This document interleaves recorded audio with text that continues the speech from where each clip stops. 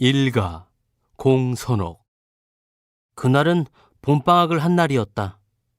학교가 끝나고 여느 날과 다름없이 자전거를 타고 귀가했다. 우리 집으로 오르는 언덕길에서부터는 자전거를 타고 가기가 좀 힘들다. 내려서 자전거를 끌고 갈까 어쩔까 하다가 힘들더라도 그냥 타고 가기로 했다. 오늘은 어쩐 일인지 다른 날보다 힘이 남아 도는 것 같았다. 그 이유가 무엇일까? 그것이 미오기 때문이라고 한다면 좀 남세스러운가? 하여간 날은 다른 날과 똑같은 날이지만 내 기분만은 특별한 날이었다. 나는 지난주 월요일에 미오기에게 편지를 보냈었다. 내가 미오기에게 관심이 있다는 것을 어떻게 표현해야 할지 모르겠다고 아버지에게 말했더니 아버지는 편지를 보내보라고 했다. 편지요? 너무 촌스럽지 않을까요? 그건 촌스러운 게 아니라 오히려 정중한 거다. 봐라, 내가 너희 엄마와 결혼할 수 있었던 것도 다 편지 덕분이지. 나는 아버지 말대로 미오기에게 정중하게 편지를 썼다. 나는 사실 겨울방학 내내 미오기만 생각했다. 나는 나중에 꼭 미오기와 결혼하리라는 결심을 굳히고 또 굳혔다. 미오기와 결혼할 수 있기 위해서는 나이를 빨리 먹어야 하는데 이제 겨우 16살이라는 게 분하고 원통할 지경이었다. 그러나 편지에는 그런 말을 쏙 빼고 그저 방학을 어떻게 보내고 있는지, 공부는 열심히 하고 있는지, 3학년에 올라가서는 더 열심히 공부하자는 말과 함께 편지 끝에 슬쩍 혹시 나 보고 싶은 마음은 없는지 물어보는 것으로 내 마음을 표현했다. 편지를 붙이기 위해 면소재지 우체국으로 자전거를 타고 가면서 미오기가 사는 동네 앞을 지날 때는 혹시 미오기가 골목에 나와 있지는 않은지 마을 안 골목으로 들어가 괜히 맴을 돌기도 하면서 자전거 페달을 한없이 느리게 굴렸다. 그리고 어느 순간 정말 미오기가 나타났다. 분명 미오기였다. 미오기는 같은 동네 애들인 아라와 보람이와 함께 어딘가를 가고 있었다. 아라가 먼저 나를 발견했다. 야, 하리창! 나는 모른 척 그냥 페달을 밟을까 말까 하다가 마지못해 돌아보는 척 덤덤하게 웃어 보였다. 너 어디 가냐? 그냥 가던 길이야. 근데 왜 우리 동네는 들어와서 어정거려? 너희 동네 오면 안 되냐? 나는 일부러 부드럽게 물었다. 내 부드러움에 아라 목소리도 금방 순해졌다. 아니, 뭐 꼭 그런 건 아니지만 그래, 잘 가라. 아라 옆에서 보람이는 그냥 생글거리기만 하고 정작 미오기는 딴 곳을 바라보고만 있었다. 바보, 내가 정말 보고 싶은 얼굴은 왜 안 보여주는 거야? 나는 아쉬움에 발걸음이 떨어지지 않는다는 말을 실감하며 그 동네를 빠져나와 우체국으로 가는 지름길인 농로를 힘차게 달려나갔다. 열이 오른 얼굴에 티끌 하나 없이 맑은 겨울바람을 맞으며 가는 길을 나는 어쩌면 평생 잊을 수 없을 것도 같았다. 솔직히 말한다면 평생 잊지 않기를 바란 것이 잊을 수 없을 것 같다는 기분으로 바뀐 것이긴 하지만 말이다. 그리고 드디어 미오기에게서 답장을 받은 것이다. 학교에 갔는데 내 책상 서랍 속에 하얀 봉투가 들어있어서 설마 하고 보니 분명 옥이라고 쓰여 있었던 것이다. 나는 누가 볼세라 얼른 편지를 가방 안에 감추었다. 나는 편지를 뜯어보고 싶었지만 꾹 참았다. 설레는 기분을 좀 더 오래 누리고 싶어서이기도 했지만 밤에 조용히 이불 속에서 뜯어보고 싶은 마음이 더 컸기 때문이다. 바로 이런 기분을 맛볼 수가 있어서 아버지는 내게 편지를 쓰라고 했는지도 모른다. 내가 멋없게 시리 이메일을 썼더라면 미오기도 답장을 이메일로 했을 것이다. 그러면 우리는 서로의 마음을 금방 알 수는 있어도 이렇게 설레는 기분 같은 건 느낄 수 없었겠지. 바로 이런 게 어른들이 흔히 말하는 살맛이 아닐까라고 나는 막연히 생각하며 언덕이 막 시작되는 과수원 초입에서부터 엉덩이를 힘껏 들어올리고 페달을 힘차게 굴렸다. 그런데 그 궁뎅이도 참. 하는 말이 들려오지 않는가? 반사적으로 소리나는 쪽을 바라보았다.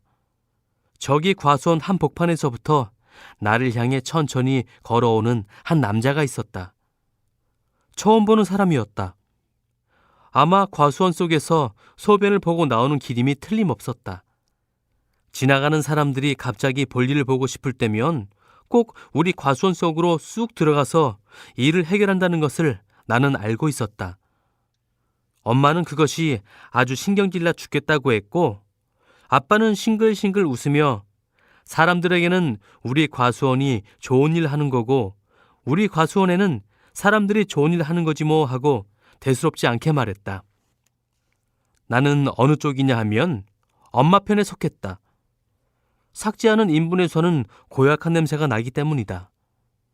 더구나 가지치기나 꽃이나 열매 솎아주기 같은 것을 할 때 발밑에서 뭔가 물커덩 밟히기라도 하는 날이면 진짜 죽을 맛이다. 그것이 무엇인 줄 뻔히 알면서도 항상 의학 비명을 지르지 않고는 견딜 수 없이 기분이 나빠진다. 혹시 이 사람도 저 속에서 볼 일을? 나는 속으로 진짜 재수없다라고 생각하면서 그냥 가려고 하였다. 그런데 또 야, 너 어디로 갔네? 어디로 갔네? 말이 좀 이상하다. 잉? 북한 사람? 간첩? 어따, 뛰어! 좀 전에 재수없다는 생각은 온데간데없고 나는 갑자기 남자가 왈칵 무서워졌다. 나는 휙 돌아서서 자전거 바퀴를 굴렸다. 그러자 남자가 뒤에 서서 킥킥 웃으며 아이, 고놈 참. 하는 것이었다. 그 통에 오늘 특별히 좋았던 기분도 많이 사라져버렸다. 우리 집은 따로 대문이 없다. 그냥 밭 가운데로 난 탱자나무 오솔길을 따라 쭉 들어서면 우리 집이 나온다. 나는 자전거를 오솔길 한가운데다 팽개쳐놓고 집 안으로 달려들어갔다. 엄마! 엄매, 징그러운 거. 변성기가 지나서 본격적인 남자 목소리가 나기 시작하던 작년 1학년 때부터 엄마는 내가 큰 소리를 낼라치면 대뜸 징그럽다고 한다. 엄마! 우리 과수원에서 누가 나왔어! 누가 나왔단 말이야! 나오긴 누가 나왔다 그래. 잔소리 말고 씻고 밥 먹자. 아이씨, 그게 아니고 어떤 아저씨가 우리 과수원에서 나왔다고! 어느 집 거위가 떼꽉떼꽉 하는 것이요? 아닌 게 아니라 내 목소리는 거위가 꽥꽥 하는 것 같다. 더구나 흥분을 해서 더 그런 면이 있을 것이다. 거위가 꽥꽥거리면 사람들에게도 시끄럽단 소리나 듣게 마련. 거위에서 사람으로 돌아가려면 나는 그저 조용히 입을 다물 수밖에. 그런데 바로 그 순간 실례하겠습니다. 바로 과수원의 그 사람이다. 으아! 나는 나도 모르게 비명을 지르고 말았다. 처음 보는 사이도 아닌데 왜 낙을 지르고 그러네? 아저씨는 나를 향해 눈을 찡긋해 보이기까지 한다. 그때 부엌에서 밥을 차리고 있던 엄마가 내 비명소리에 놀라 손에 반찬 그릇을 든 채로 마루에 나왔다. 아주머니, 안녕하십니까? 아, 네. 연변에서 오신 그분이신가요? 아니, 저 이상한 말 쓰는 아저씨가 미리 연락하고 오는 우리 집 손님이었단 말인가? 옌벤이라니요? 어째 한국 사람들은 중국서 왔다면 거저다 옌벤서 왔다고 알고 있습니까? 저는 랴오닝성 다롄서 왔지요. 엄마는 얼굴이 벌개져 버렸다. 아이고, 그렇다고 뭐 그렇게 부끄러울 필요는 없습니다. 반갑습니다, 재수씨. 하여간 어서 오세요. 자, 기름 올라가겠습니다. 아저씨는 신발을 벗고 마루로 턱 올라앉는다. 엄마는 아버지가 있는 우사로 갔다. 나는 내 방으로 얼른 들어가 버렸다. 마루에서 아저씨가 우렁우렁한 목소리로 나를 부른다. 야, 내가 무섭네? 무서워할 것 없다. 나는 너의 일가니까니. 일가니까니? 일가니까니가 뭐람? 나는 미역의 편지를 뜯어보고 싶었지만 마루에 있는 일가니까니라는 사람이 신경이 쓰여 편지를 뜯어보지도 못하고 책상 앞에 멍하니 앉아 있었다. 형님, 어서 오세요. 아, 일가가 좋긴 좋구만이. 처음 보는데도 그저 피가 확 땡기는 거이. 그러게 말입니다, 형님. 안으로 들어가시지요. 바야흐로 혈육상봉의 감격적인 순간인가? 나가서 사진이라도 찍어줘야 하나? 아버지와 아저씨는 방으로 들어가고 엄마는 다시 부엌으로 들어갔다. 나는 살금살금 마루를 지나 부엌으로 갔다. 엄마, 누구예요? 누구긴 누구야. 일가지. 그러고 있는데 아버지가 나를 불렀다. 장이야, 이리 들어와서 아저씨께 인사드려라. 엄마는 우리 식구만 있을 때 쓰는 도리밥상을 접고 손님 올 때 쓰는 교자상을 폈다. 그러면서 벌써 얼굴에 수심이 깔리고 있었다. 엄마의 그런 얼굴을 보고 내 마음이 편할 리 없었다. 나는 떨떠름한 기분으로 방에 들어가 고개를 꾸벅 숙여 인사를 했다. 야야, 조선민족의 인사법이 왜 그러니? 좀 정식으로 알아오. 요새 애들이 통 버릇이 없어서요. 뭐하니 정식으로 하지 않고. 나는 무릎을 꿇고 아저씨한테 절을 했다. 엎드려 절 받아먹기가 바로 이런 것이로구만 그래. 에? 아버지가 무슨 잘못이라도 저지른 사람처럼 안절부절 못했다. 절만 하고 냉큼 일어서고 싶었지만 그러면 또 버릇없는 한국 아이라는 소리 들을까 무서워 가만히 앉아있을 수밖에 없었다. 이분이 누구시냐면 내 큰아버지의 아드님이야. 나에게는 사촌 형님이 되니까 너에게는 당숙이시란다. 할아버지의 큰형님이 일제시대 때 만주로 가셨는데 해방이 되고도 돌아오지 않아 소식이 끊겼다는 말을 나도 언젠가 듣긴 들었었다. 그런데 우리 집을 어떻게 알고 찾아오셨어요? 인사만 하고 말 한마디 안 하고 일어서면 그것도 예의가 아닐 것 같아서 한 질문이다. 그거 이런 말이지. 우리 아버님께서 돌아가시기 전에 아버님 고향 얘기를 안 하는 날이 없었다. 그래서 내가 내 본적지인 이곳 주소를 달달 외우고 있지 않았겠니? 한국에 들어오기는 진작에 들어오셨는데 그동안 경황이 없으셔서 못 오시다가 이번에 오시게 된 거야. 아버지의 보충 설명이었다. 드디어 밥상이 들어왔다. 형님, 많이 드시지요? 이야, 고향이 오니 참 밥상다리 부러지 같네. 이거이 고향의 정이라는 거 같지? 밥상에는 술도 올라왔다. 엄마가 지난 여름에 담근 매실주였다. 야야, 글라스 하나 가져오라오. 엄마가 유리컵 말이야 하고 말했다.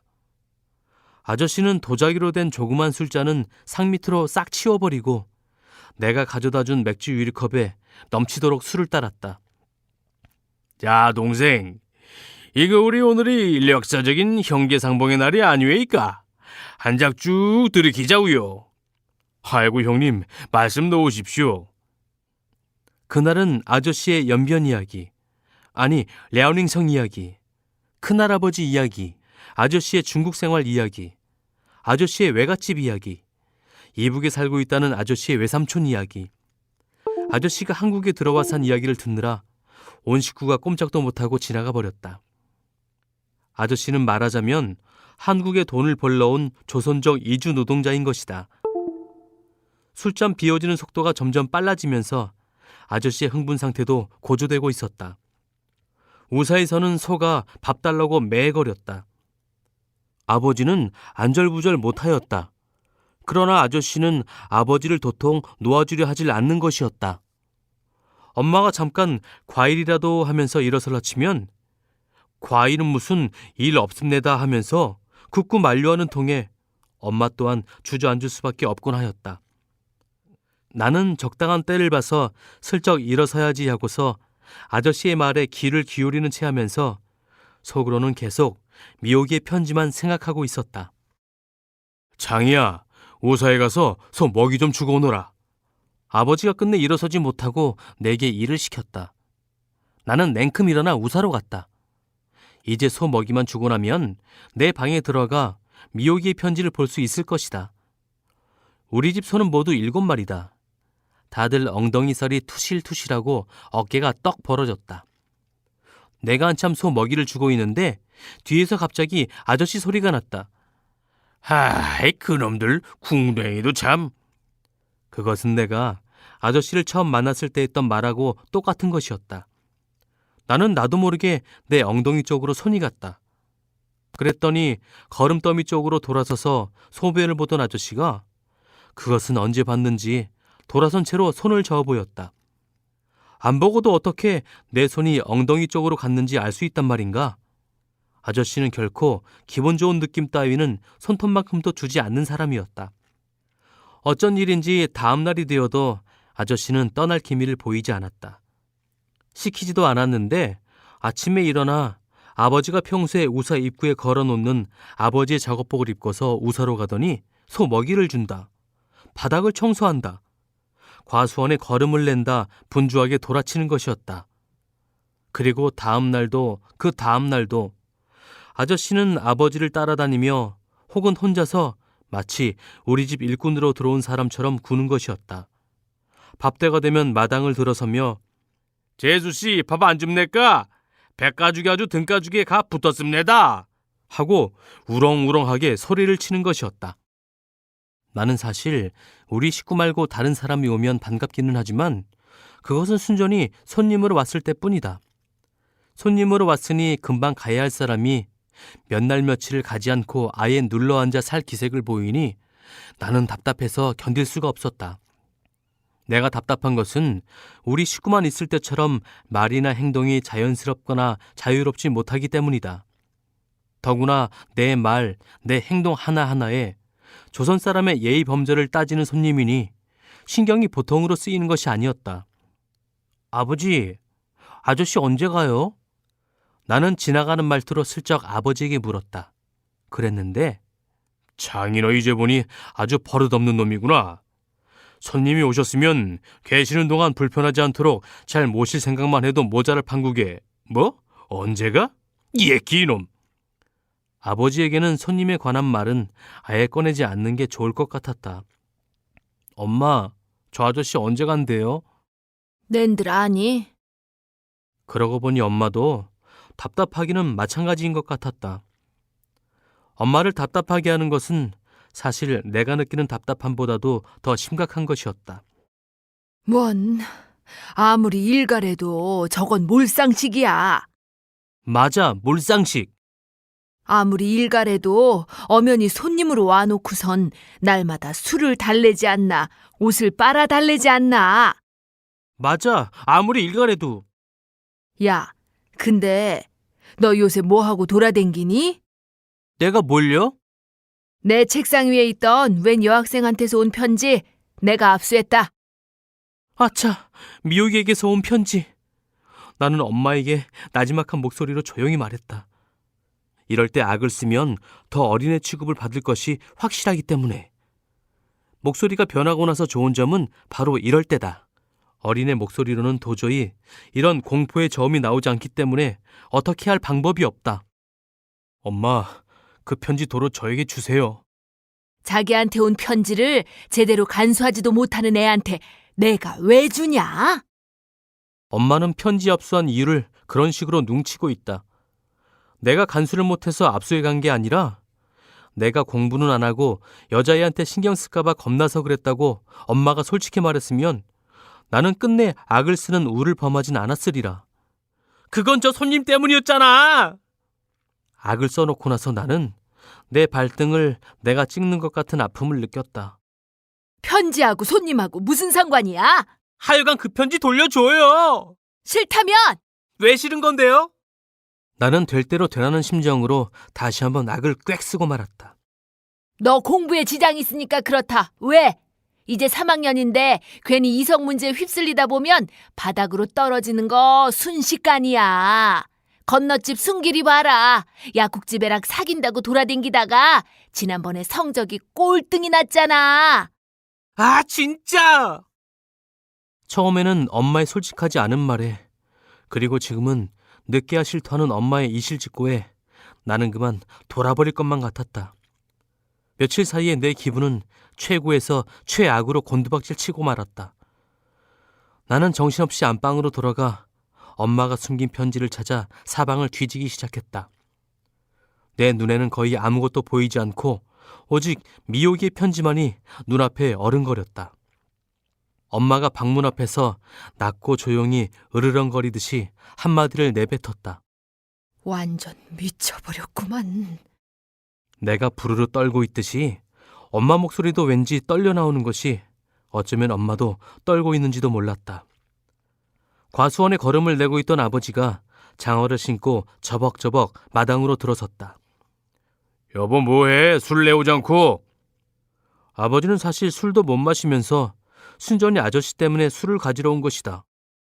당신 아들 좀 보쇼. 여자애한테서 온 편지 찾는다고 눈에 불이 붙었어. 아, 드디어 편지가 오긴 왔구나. 축하한다, 야. 편지가 오면 뭐해요? 엄마가 뺏어가서 돌려주지 않는 걸. 뭐야? 여보, 당신 왜 그래? 창희한테 온 편지를 왜 당신이 가져? 그걸 몰라서 물어요? 지금 제 나이가 몇 살이야? 이제 겨우 16살짜리한테 무슨 놈의 연애 편지야? 딱 4년만 참아라. 20살만 되면 그때부터는 연애 편지가 아니라 누구하고 연애를 하든 결혼을 하든 내가 간섭하지 않을 테니. 여보, 당신 이제 보니 참 야만인이군 그래. 아니 어떻게 자식한테 온 편지를 갈취해? 갈취? 당신 지금 나보고 갈취했다고 했어요? 그럼 그것이 갈취한 것이 아니고 뭐야? 아버지 엄마의 언성이 점점 높아지고 있었다. 나는 그 순간 어떻게 해야 할지 알 수가 없었다. 내 문제 때문에 싸우는 것이 틀림없으니 내게도 책임이 있는 것은 분명했다. 책임 있는 사람이 할 일은 오직 하나. 이 싸움을 말려야 한다. 그러나 나는 그 순간 그냥 도망치고만 싶었다.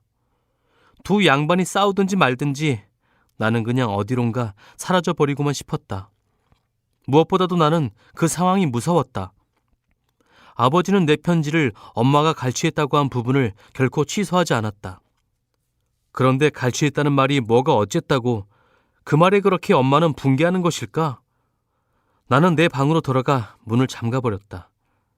이 싸움이 끝나더라도 당분간 집 안에는 냉기가 돌 것이다.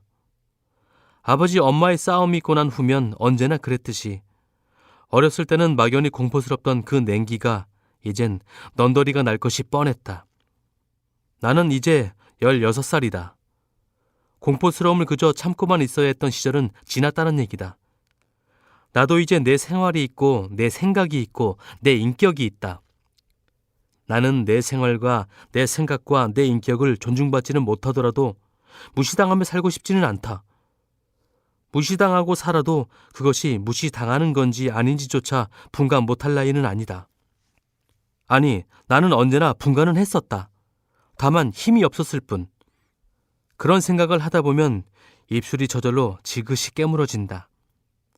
무시당하고 있음을 알지만 내가 아직 힘이 없어서 어떻게 해보지도 못하고 지났던 내 어린 시절이 원통하고 불쌍해서 그런 것이다. 나는 벽에 등을 기대고 가만히 있었다. 그러고 있으니 고독감이 밀려들었다.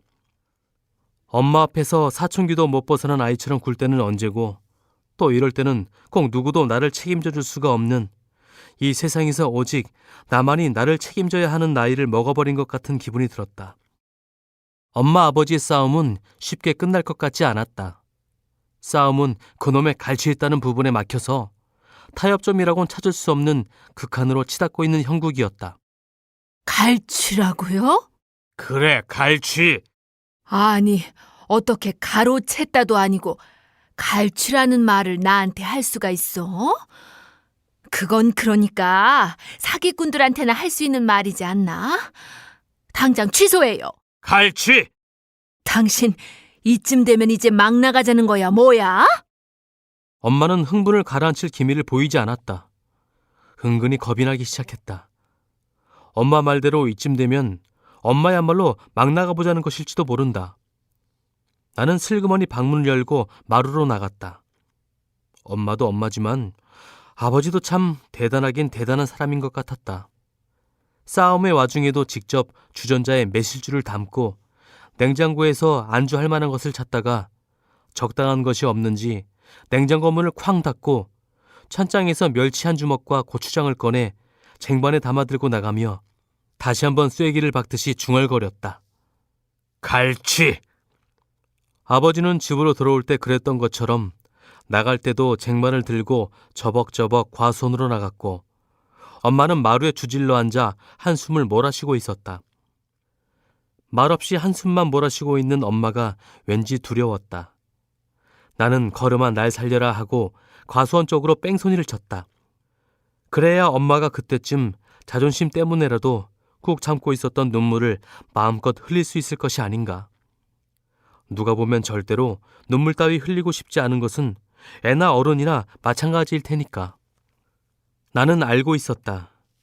사실 엄마 아버지가 저렇게 대립할 수밖에 없는 밑바닥 감정에는 분명 아저씨의 존재가 작용하고 있다는 것을. 그러나 엄마도 아버지도 아저씨에 대한 말은 입끝에도 올리지 않았다.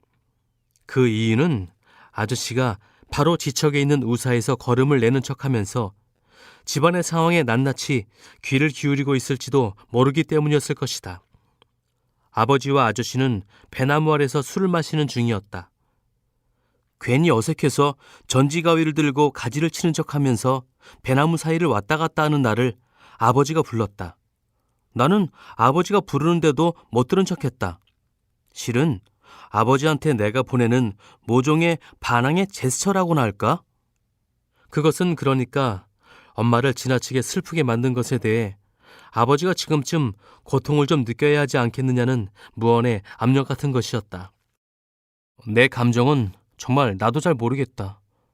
엄마가 나한테 온 편지를 가져간 것을 아버지가 갈취했다고 했을 때는 일면 통쾌함까지 느껴졌던 것이 사실이었다.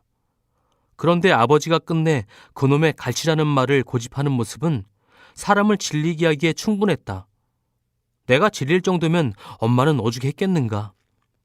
가만 생각해보면 엄마 아버지의 싸움이란 게 늘 그런 식이었다. 어느 한쪽이 그냥 대충 넘어가주면 유야무야 끝날 수도 있는 문제를 가지고 두 양반은 그렇게 이따금 팽팽히 고집을 부리는 것이다. 그러고 나서 얼마간 냉기와 해빙 분위기와 함께 백화가 만발했다가 다시 공포에 고집 부리는 날이 그동안 깜빡 잊고 있었다는 듯이 찾아오고. 장이야, 마침 잘 왔다. 아저씨께 술 한잔 따라 드려라.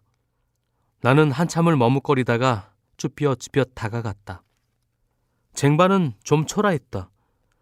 너무 오래되어서 소금기가 버석버석 올라온 멸치 한 주먹과 밥풀이 섞여있는 지저분한 고추장 종지.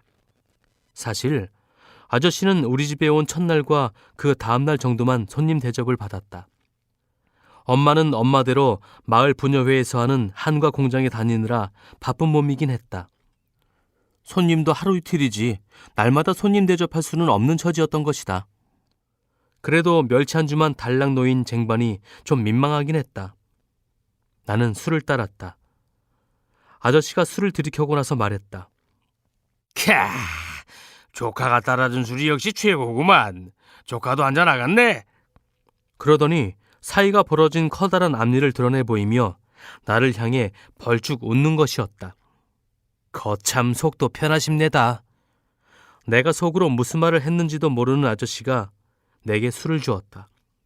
아버지도 아저씨가 주시는 것이니 받으라고 했다. 정직하게 말한다면 술을 처음 먹어보는 것은 아니었다. 지난 봄 수학여행 때 아이들하고 여관방에서 선생님 몰래 맥주를 마셔본 적이 있었다.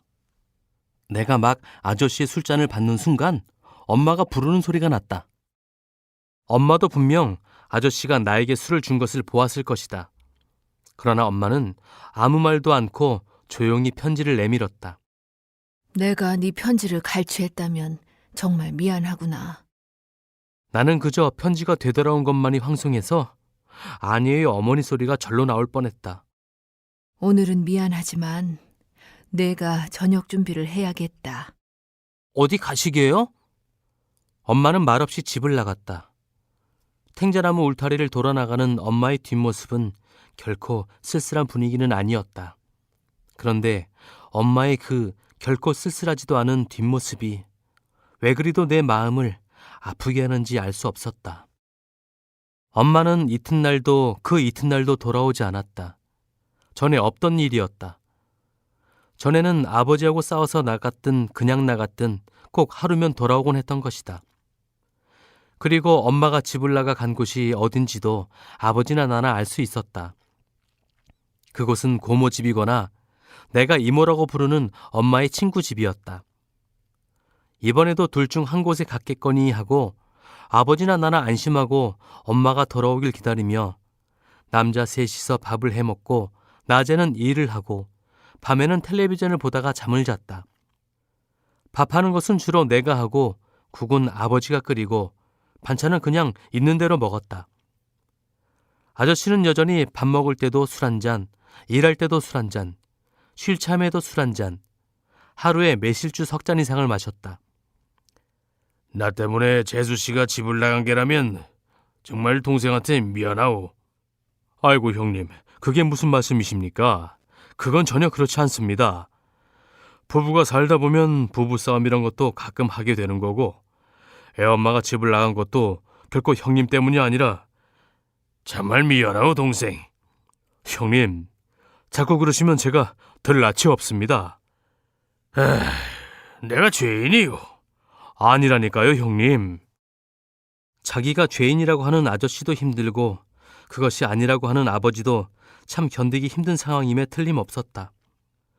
그러나 무엇보다 힘든 사람은 바로 나였다. 나로 말할 것 같으면 미호기에게서 내 의지, 내 감정과는 상관없이 끝종 선고를 받은 참이었기 때문이다. 모든 것은 엄마의 소원대로 되어가는 셈이었다. 엄마가 집을 나가는 강수를 써야만 아버지가 아버지의 중국 형님을 이제 그만 내보낼 것이라고 계산했을 것이다. 또한 내 편지는 이미 시효가 지난 편지임을 확인하고 돌려준 것임이 틀림없었다. 미호규는 그 편지에 썼던 것이다. 내가 정말 나를 좋아한다면 오늘 학교 끝나고 교회 뒤 느티나무 밑으로 와. 그러면 내 마음을 받아줄게. 오늘도 안 나온다면 너와 이제 끝종이야.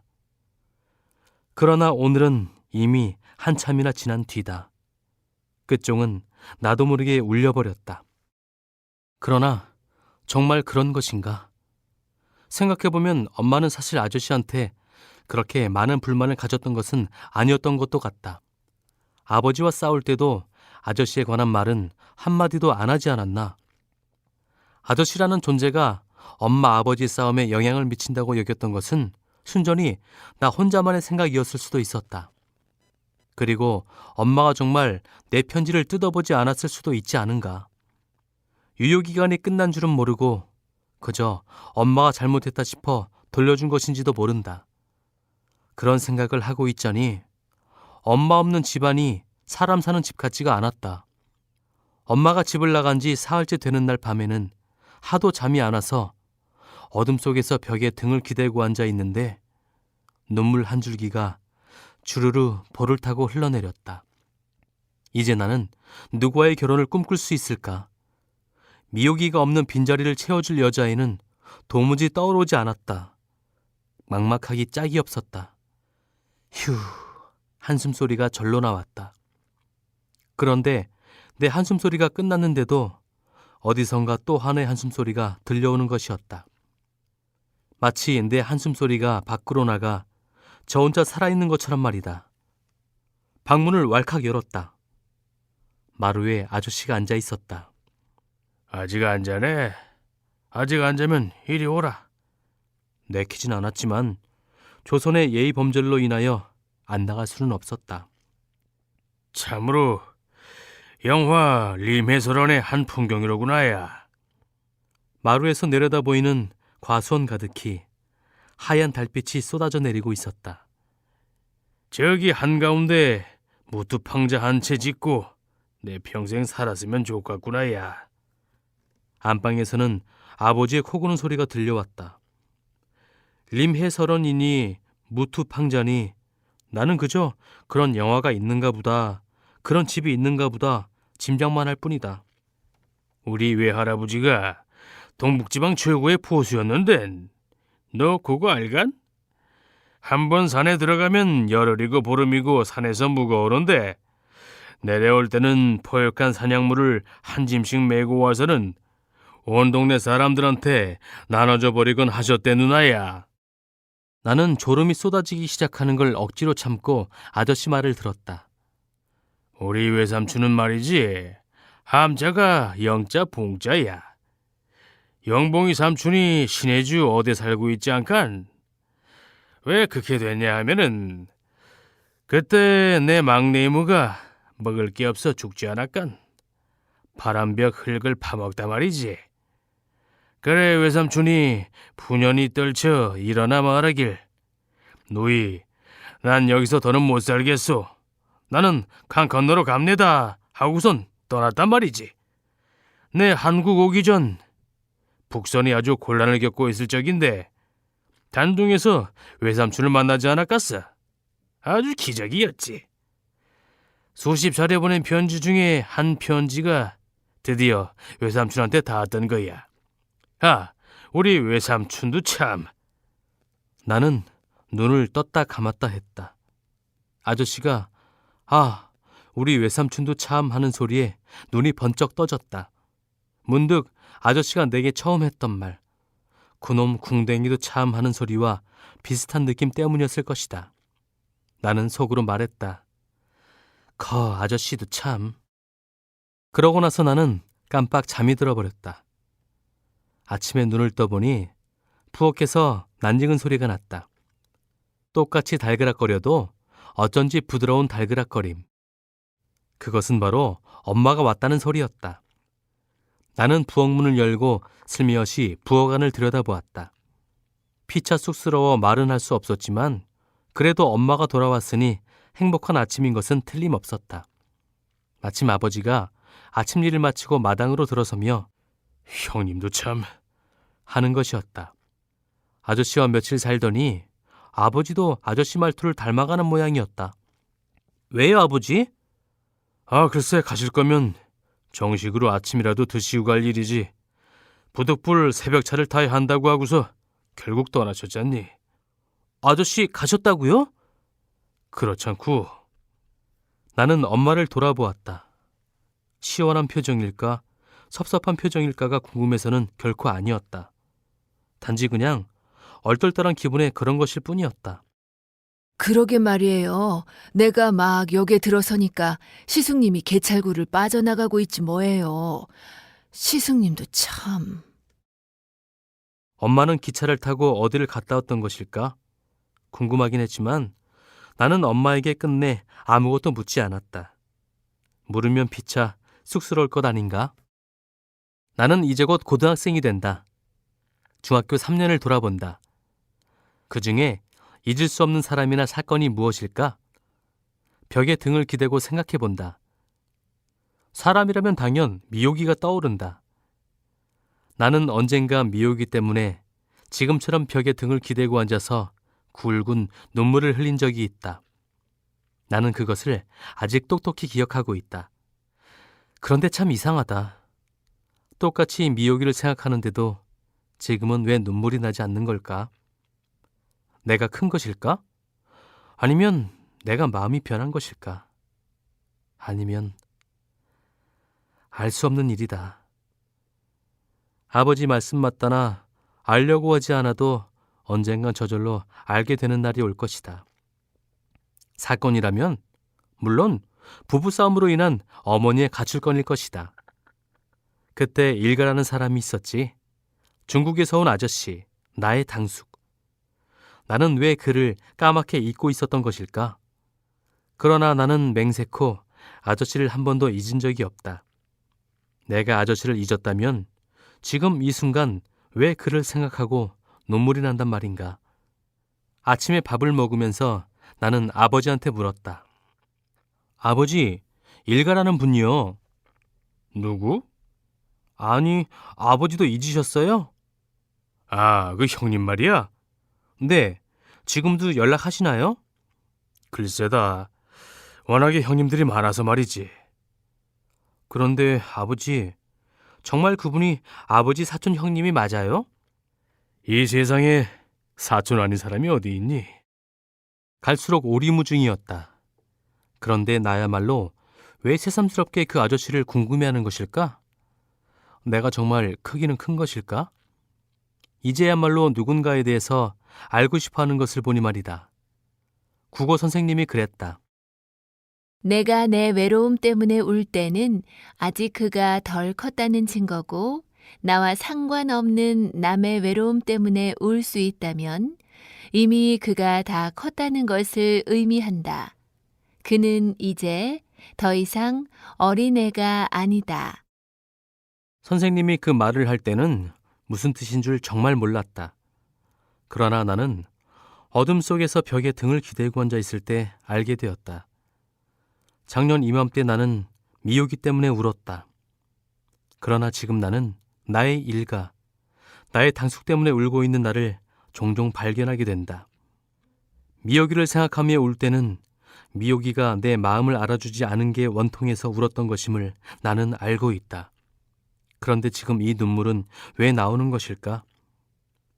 이것도 나중에 저절로 알아지는 눈물일까? 그것은 아직 알 수 없었다. 다만 한 가지 내가 알 수 있는 것은 어떤 사람의 외로움이 이제사 내게로 전해져 왔다는 것뿐. 나는 이제 17살이다. 더 이상 어린애가 아닌 것이다.